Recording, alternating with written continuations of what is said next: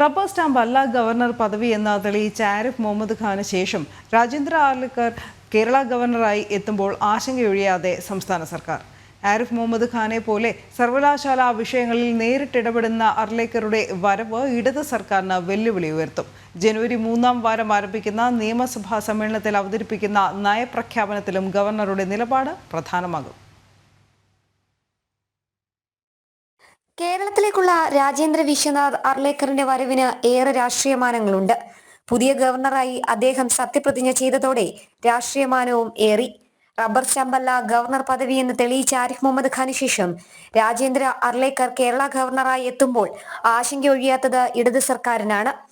ആരിഫ് മുഹമ്മദ് ഖാനെ പോലെ സർവകലാശാല വിഷയങ്ങളിൽ നേരിട്ടിടപെടുന്ന രാജേന്ദ്ര അർലേക്കറുടെ വരവ് ഇടത് സർക്കാരിന് വെല്ലുവിളി ഉയർത്തുമെന്നതിൽ സംശയമില്ല. ജനുവരി 3-ാം വാരം ആരംഭിക്കുന്ന നിയമസഭാ സമ്മേളനത്തിൽ അവതരിപ്പിക്കേണ്ട നയപ്രഖ്യാപനത്തിലും ഗവർണറുടെ നിലപാട് പ്രധാനമാണ്. പുതിയ വർഷത്തെ സഭ ആരംഭിക്കേണ്ടത് നയപ്രഖ്യാപനത്തോടെയാണ്. ഗവർണർ നയപ്രഖ്യാപനത്തിൽ എന്ത് നിലപാടെടുക്കുമെന്നത് നിർണായകവുമാകും.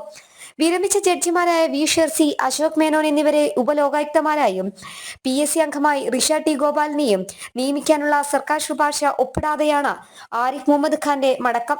പുതിയ ഗവർണർ ഇതിൽ എന്ത് തീരുമാനമെടുക്കുമെന്നതും കാത്തിരുന്ന് കാണേണ്ടി വരും. ജനം, തിരുവനന്തപുരം.